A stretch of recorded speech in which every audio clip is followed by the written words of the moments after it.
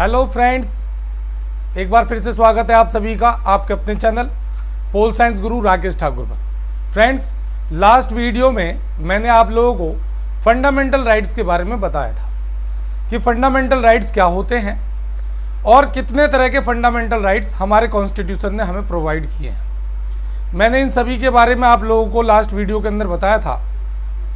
साथ ही साथ दो फंडामेंटल राइट्स यानी राइट टू इक्वलिटी और राइट टू फ्रीडम, इन दो फंडामेंटल राइट्स के बारे में मैंने ब्रीफ डिस्क्रिप्शन अपनी लास्ट वीडियो में आप लोगों को दी थी। यानी मैंने उनको डिटेल में बताया था कि हम सभी को हमारे कॉन्स्टिट्यूशन के द्वारा कौन कौन से राइट टू फ्रीडम यानी स्वतंत्रता का अधिकार मिले हुए हैं और राइट टू इक्वलिटी यानी समानता का अधिकार हमें कौन कौन से मिले हुए हैं। साथ ही साथ मैंने आपको आर्टिकल्स भी बताए थे कि कौन से आर्टिकल में इनके बारे में मेंशन किया गया है। फ्रेंड्स, तो डियर स्टूडेंट्स, आज मैं आप लोगों को क्लास 11th के ही फंडामेंटल राइट्स चैप्टर से ही अपने अगले 3 फंडामेंटल राइट्स के बारे में बताने जा रहा हूं और उम्मीद करता हूं कि आप लोगों को बहुत अच्छे से समझ में आएगा।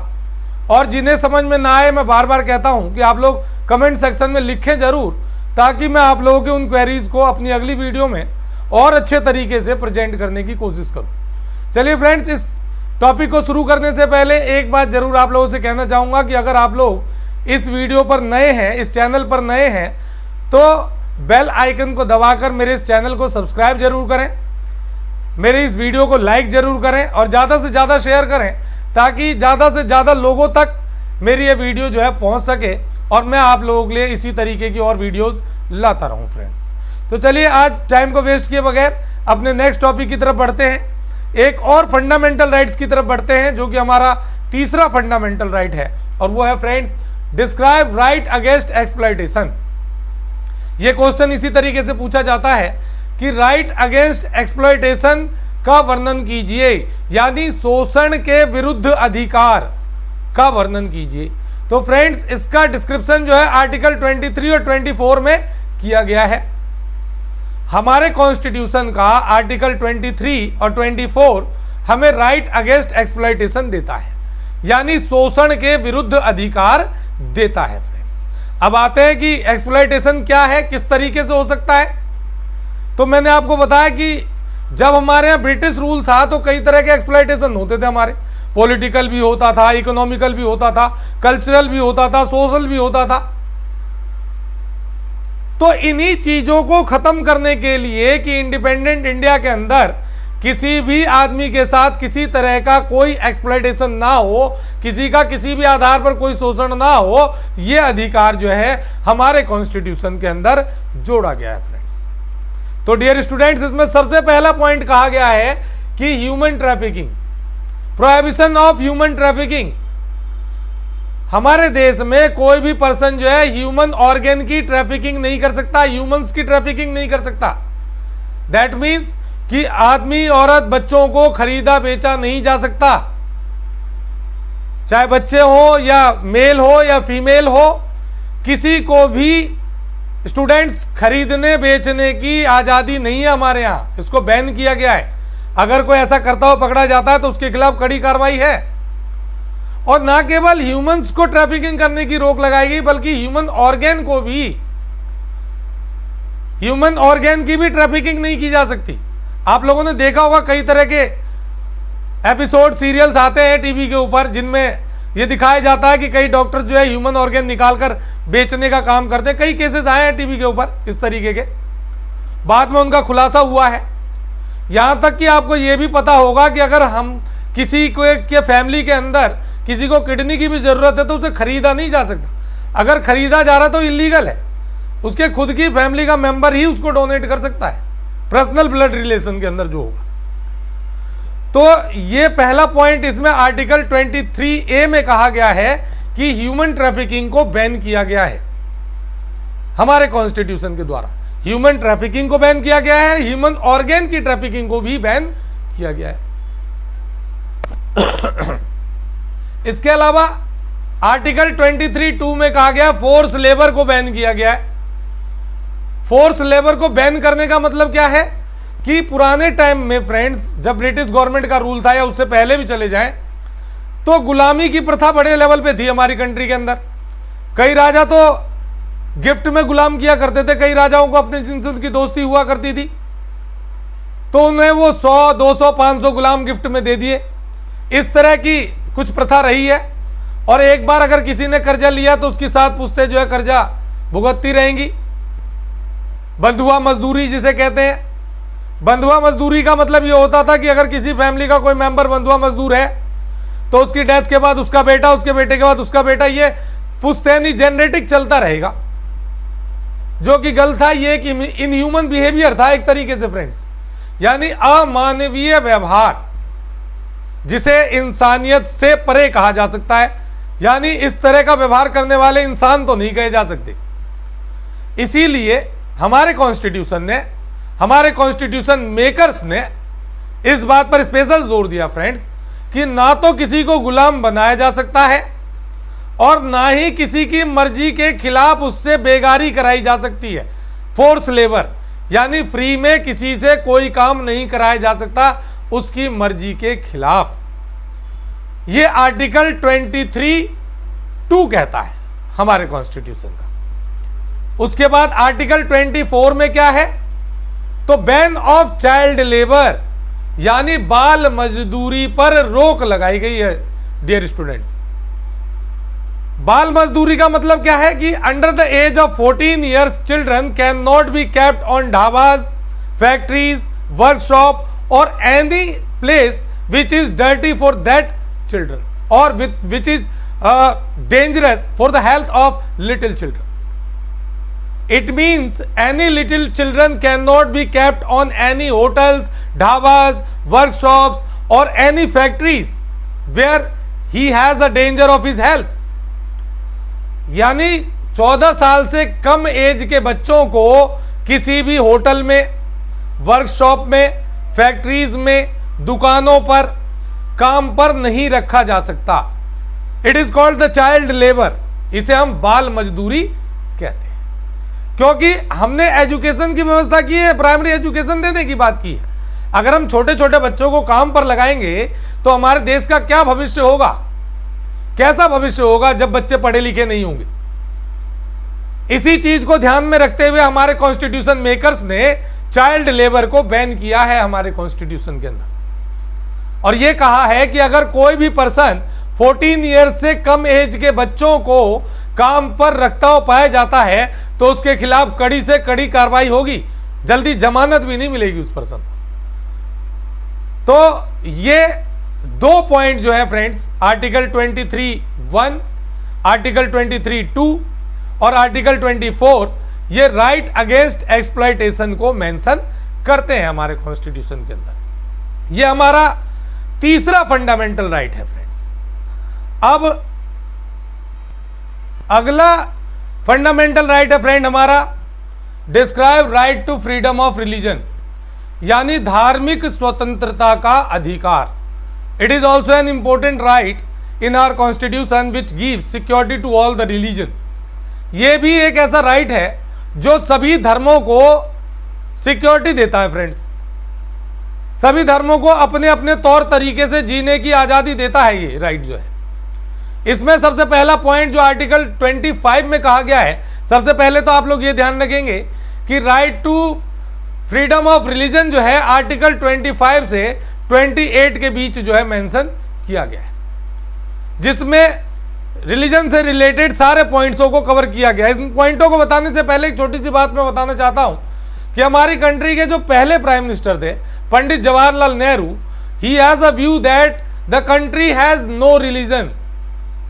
Religion is the personal matter of a person and it depends on him which religion he want to adopt, which religion he want to live, and there must not be any restriction on any person, or there must not be any pressure on any person to adopt any religion, or religion must be kept away from the state. There is lots of difference between the religion and state, so religion must be the personal matter of any person। यानी धर्म जो है व्यक्ति का निजी मामला है, धर्म जो है वो व्यक्ति का पर्सनल मैटर है। किसी भी व्यक्ति का किस धर्म से लगाव है ये उसका पर्सनल मैटर है। आदमी को पूरी छूट होनी चाहिए कि वो अपनी मर्जी से वो हिंदू बनना चाहता है या मुसलमान, सिख बनना चाहता है, ईसाई, जैन बनना चाहता है या पारसी, ये उसे पूरी छूट होनी चाहिए। धर्म आदमी का पर्सनल मैटर है, किसी को उसके धार्मिक मामलों में इंटरफेयर नहीं करना चाहिए। हर आदमी को ये छूट होनी चाहिए कि वो अपनी मर्जी से जिस मर्जी धर्म को अपनाए, अपने धर्म का प्रचार करे, अपने धर्म के बारे में लोगों को बताए। लेकिन एक बात का ध्यान रखे कि वो अपने धर्म का प्रचार करते समय किसी दूसरे धर्म की बुराई ना करे, क्योंकि इससे जो है धार्मिक भाईचारा जो है उसको ठेस पहुंचता है। तो किसी भी व्यक्ति को यह अधिकार नहीं दिया गया है, कोई भी पर्सन इस बात के लिए अलाउड नहीं है कि वो अपने धर्म का प्रचार करते समय किसी दूसरे धर्म की बुराई करे या दूसरे धर्म की कमियां बताए। अपने अपने धर्म का प्रचार कर सकते हैं, लोगों को अपने धर्म के बारे में बता सकते हैं, लोगों को अपने धर्म की ओर अट्रैक्ट कर सकते हैं बिना उन पर प्रेशर डाले हुए। यही पॉइंट 25 में है, freedom of propagation and conscience of religion. किसी भी धर्म को आदमी मान सकता है, अपने धर्म का प्रचार कर सकता है। वो अपनी मर्जी से मंदिर, मस्जिद, गुरुद्वारे, गिरजाघर में जाकर अपने तौर तरीके से नमाज अदा कर सकता है, पूजा पाठ कर सकता है, गुरुबानी कर सकता है या चर्च में जाकर प्रेयर कर सकता है। हर आदमी को अपने अपने तौर तरीकों से अपने धर्म का पालन करने की पूरी छूट है फ्रेंड्स। दूसरा पॉइंट आर्टिकल 26 जो कहता है freedom of establish religious institution and manage religious affairs. हर धर्म को हमारा कॉन्स्टिट्यूशन ये छूट देता है कि वो अपना रिलीजियस इंस्टीट्यूशन एस्टैब्लिश कर सकते हैं, अपने धर्म का प्रचार करने के लिए अपने स्कूल, कॉलेज, मदरसे बना सकते हैं और उसमें अपने धर्म के लोगों को उसकी शिक्षा दे सकते हैं, उसके तौर तरीके सिखा सकते हैं। जैसे कई सारे गुरुकुल बने हुए हैं, जहाँ संस्कृत विद्यालय बने हुए हैं, जहाँ हिंदुत्व की पढ़ाई कराई जाती है या जहाँ पर गीता भागवत की पढ़ाई कराई जाती है। इसी तरीके से कई मदरसे बने हुए हैं, कई तरह से मुस्लिम इंस्टीट्यूट्स बने हुए हैं जहाँ सिर्फ और सिर्फ मुस्लिम स्टूडेंटों को ही ज़्यादा से ज़्यादा एडमिशन दिया जाता है ताकि उनको कुरान के बारे में या धार्मिक किताबों के बारे में पढ़ाया जाए, धर्म के बारे में बताया जाए। इसके अलावा और भी धर्मों में ठीक ऐसा ही है। तो ये हमारा कॉन्स्टिट्यूशन हमें छूट देता है कि हम अपने रिलीजियस इंस्टीट्यूशन जो है इस्टेब्लिश कर सकते हैं, स्टेट कर सकता है साथ में मिलकर। तो इसके बाद थर्ड पॉइंट आता है no tax on the name of religion. धर्म के नाम पर किसी तरह का कोई टैक्सेशन नहीं होगा, धर्म के नाम पर सरकार कोई टैक्स नहीं लगाएगी। सही बात है, आप लोगों ने क्या कभी सुना है या देखा है कि गवर्नमेंट ये कह रही हो कि भाई राम मंदिर बनने वाला है, सभी लोगों के सैलरी में से 100 रुपए कटेंगे टैक्स के तौर पर? नहीं होता ऐसा। क्यों? क्योंकि हमारे कॉन्स्टिट्यूशन में इस बात की मनाही है कि धर्म के नाम पर कोई टैक्स नहीं लग सकता। या कभी आपने सुना हो कि कोई गुरुद्वारा या कोई मस्जिद बनानी है या चर्च बनाना है जिसके लिए 100 रुपए का टैक्स सभी लोगों का कटेगा? नहीं है ऐसा। क्यों? क्योंकि हमारे कॉन्स्टिट्यूशन में मेंशन है कि धर्म के नाम पर कोई टैक्स नहीं होगा, बल्कि अगर किसी पर्सन ने धार्मिक काम में टैक्स दिया है, पैसा दिया है, तो उसको टैक्स में छूट भी मिलेगी। यह प्रोविजन है हमारे यहां। इसके अलावा फोर्थ पॉइंट यानी आर्टिकल 28 में कहा गया है prohibition of religious programmes in educational institute. किसी भी एजुकेशनल इंस्टीट्यूट के अंदर, किसी भी एजुकेशनल इंस्टीट्यूशन के अंदर, शैक्षणिक संस्थानों के अंदर किसी तरह के धार्मिक कार्यक्रमों का आयोजन नहीं होगा। एक एग्जाम्पल से समझ लेते हैं। क्या आप लोग जब स्कूल में रहे हैं या स्कूल जा रहे थे तो क्या आप लोगों ने देखा कि कभी आपके स्कूल में भाई गणेश पूजा हो रही है, आज गणेश जी की पूजा है, मूर्ति आएगी, सभी बच्चों को आरती करनी है, ऐसा कोई प्रोग्राम हुआ हो आपके स्कूल में? या भाई अब जो है इस समय रमजान का महीना, मुबारक महीना चल रहा है, आज बच्चों की अफ्तारी कराई जाएगी, ऐसा कभी सुना हो आप लोगों ने स्कूल के अंदर? या नवरात्रों के अंदर माता रानी की आरती कराई जा रही है, ऐसा कभी सुना हो आप लोगों ने? नहीं। क्यों? क्योंकि हमारे कॉन्स्टिट्यूशन में कहा गया है कि एजुकेशनल इंस्टीट्यूशन के अंदर किसी तरह का रिलीजियस प्रोग्राम ऑर्गेनाइज नहीं होगा, क्योंकि रिलीजन जो है आदमी का पर्सनल मैटर है और इसको एजुकेशन के साथ जोड़ा नहीं जाएगा। सिर्फ शिक्षा देने के लिए जोड़ा जा सकता है, जैसा कि हम हर चीज के बारे में, रामायण के बारे में पढ़ते हैं बुकों के अंदर, हिंदी की बुक के अंदर। हम महाभारत के बारे में भी पढ़ते हैं, हम कुरान के बारे में पढ़ते हैं, हम मोहम्मद साहब के बारे में पढ़ते हैं, हम गुरु नानक देव जी के बारे में पढ़ते हैं, हम ईसा मसीह के बारे में पढ़ते हैं। तो वो सिर्फ एक नॉलेज देने के लिए है फ्रेंड्स, ना कि रिलीजियस प्रोग्राम को ऑर्गेनाइज करने के लिए। तो ये 4 पॉइंट जो हैं वो हमारे राइट टू रिलीजियस फ्रीडम को इंडिकेट करते हैं, और ये सारे राइट्स हमारे कॉन्स्टिट्यूशन हमें प्रोवाइड करते हैं। साथ ही फ्रेंड्स, मैंने आपको एक बात और बताई थी कि जहां राइट्स है वहीं पर ड्यूटीज भी हैं। हम अपने राइट्स का यूज सिर्फ राइट के तौर पर ना करें, साथ में इस बात का भी ध्यान रखें कि जिन राइट्स का हम यूज कर रहे हैं उन राइट्स के यूज से किसी और दूसरे पर्सन के राइट को छीना ना जाए। यह भी हमारी मॉरल ड्यूटी बनती है फ्रेंड्स। चलिए टाइम को वेस्ट नहीं करते, आगे बढ़ते हैं। लेकिन आगे बढ़ने से पहले एक बार और आप लोगों से कहूं कि जो लोग इस चैनल पर नए हैं वो प्लीज एंड प्लीज इस चैनल का बेल आइकन दबाकर इसे सब्सक्राइब करें, लाइक करें और ज़्यादा से ज़्यादा शेयर करें, ताकि आप लोगों तक मेरी आगे की भी वीडियोस जो है सारी पहुंचती रहे और मैं इसी एनर्जी के साथ आप लोगों के सामने नए नए टॉपिक्स के साथ आता रहूं। तो आगे बढ़ते हैं आज के अपने लास्ट टॉपिक की तरफ। यह describe cultural and educational rights of Indian constitution. Bharat का संविधान जो हमें कल्चरल और एजुकेशनल राइट्स प्रोवाइड करता है उसके बारे में बताना है। तो सबसे पहला है article 29, develop language and culture. India is a diverse country which has different type of culture, traditions and languages, and all the peoples are free to develop their languages, culture and scriptures, all the things. Bharat जो है विविधताओं का देश है। भारत में कई जाति, कई धर्म, कई वर्ण के लोग जो है रहते हैं, मिलजुल कर रहते हैं। हमारे यहाँ कई तरह की संस्कृतियां, हर 2.5 कोस के बाद भाषा बदलती है, एक पुरानी कहावत है। तो कई भाषा के लोग हैं, कई संस्कृति के लोग हैं। कहीं एक तरफ सिक्किम पड़ता है तो कहीं एक तरफ जो है हमारा गुजरात पड़ता है, एक तरफ जम्मू कश्मीर तो दूसरी तरफ कन्याकुमारी। सभी का कल्चर अपना अपना है, सभी की अपनी अपनी अपने अपने रीति रिवाज है, कल्चर है, ट्रेडिशंस है।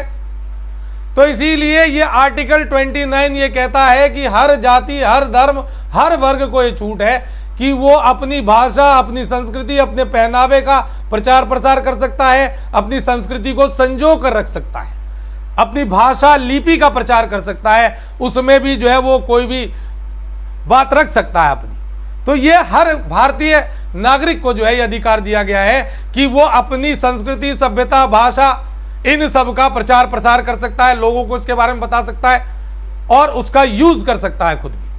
तो ये आर्टिकल 29 कहता है। इसके अलावा आर्टिकल 30 में कहा गया है establish institution for the minorities. Establishing institution for the minorities का मतलब यह है फ्रेंड्स कि जिन धर्मों की संख्या हमारे यहां कम है उन धर्म के लोगों के लिए स्पेशल इंस्टीट्यूशंस तैयार करना, ताकि उन्हें शिक्षा से दूर न रखा जा सके और साथ ही साथ उन माइनॉरिटीज के लोगों को अपनी लैंग्वेज, अपने कल्चर के बारे में आसानी से जानने का मौका मिले और कहीं मेजॉरिटी वालों के बीच वो अपने आप को अलग थलग ना महसूस करें।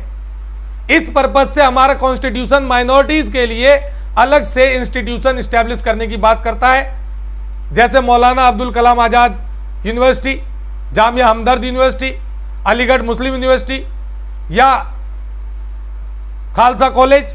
इस तरह के जो इंस्टीट्यूशंस बनाए गए स्पेशली माइनॉरिटीज को सपोर्ट करने के लिए बनाए गए, ताकि उन लोगों को एजुकेशन से डिप्राइव ना किया जाए और वो मेजॉरिटी के लोगों के बीच जो है वो अपने आप को अलग थलग महसूस ना करें।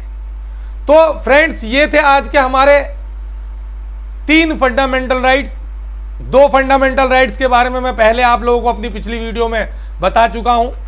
अगर आप लोगों ने उस वीडियो को ना देखा हो तो इस वीडियो के खत्म होते ही आपको उसका लिंक मिल जाएगा, आप उसको भी जरूर देखें ताकि आप लोगों को 5 फंडामेंटल राइट्स के बारे में पता चल सके। और जो लास्ट फंडामेंटल राइट है हमारा, राइट टू कॉन्स्टिट्यूशनल रेमेडीज, जो कि बहुत इंपॉर्टेंट है और मैंने पिछली वीडियो में बताया भी था कि बाबा साहब भीमराव रामजी अम्बेडकर से जब ये पूछा गया कि अगर पूरे कॉन्स्टिट्यूशन से कोई सबसे इंपॉर्टेंट टॉपिक आपसे पूछा जाए तो कौन सा था, कौन सा है, तो उन्होंने सीधे सीधे कहा था कॉन्स्टिट्यूशनल रेमेडीज। उन्होंने कहा कि अगर मुझे मौका मिले चुनने का सबसे इंपॉर्टेंट पार्ट तो मैं कहूंगा कॉन्स्टिट्यूशनल रेमेडीज। क्यों? क्योंकि ये हमारे जितने फंडामेंटल राइट्स की बात हमने इन 2 वीडियोस के अंदर की, उन सभी का सेवियर है। अगर ये फंडामेंटल राइट्स हमारे छीने जाते हैं तो कॉन्स्टिट्यूशनल रेमेडीज जो है वो गारंटी करता है, बचाने का काम करता है, सेव करने का काम करता है हमारे इन सभी फंडामेंटल राइट्स। तो फ्रेंड्स, आज की इस वीडियो में इतना ही। मैं उम्मीद करता हूं कि आप लोगों को ये पूरी वीडियो समझ में आ गई होगी, सारे टॉपिक्स आपको क्लियर हो गए होंगे। फिर भी मैं ये कहता हूं कि अगर किसी को कोई टॉपिक समझ में ना आया हो तो डियर स्टूडेंट्स, आप कमेंट सेक्शन में कमेंट जरूर करें। मैं उन टॉपिकों को दूसरे एग्जाम्पल के साथ भी आप लोगों को बताऊंगा, ताकि इजीली आप इन्हें अपने माइंड में बिठा सकें। और नेक्स्ट वीडियो में मैं और अच्छी तरह से कोशिश करूंगा कि और अच्छे से एक्सप्लेन आप लोगों को करूं, ताकि किसी तरह का कोई डाउट आप लोगों के बीच में ना रहे। तो चलते चलते एक बार फिर से आप लोगों से इतना जरूर कहूंगा कि अगर आप लोगों ने इस चैनल को सब्सक्राइब नहीं किया है तो प्लीज इसे बेल आइकन को दबाकर सब्सक्राइब करें। ठीक सुना आप लोगों ने, बेल आइकन को दबाकर सब्सक्राइब करें, लाइक करें और ज़्यादा से ज़्यादा शेयर करें। और जो प्यार आप लोगों का मिला है मेरे इस चैनल को, इतने कम टाइम में इतनी सारी व्यूज़ आप लोगों ने दिए हैं, उसके लिए बहुत बड़ा थैंक यू आप लोगों का। Thank you for watching my videos and watching me. Thank you all, take care of your self. फिर मिलते हैं, बाय बाय, टेक केयर।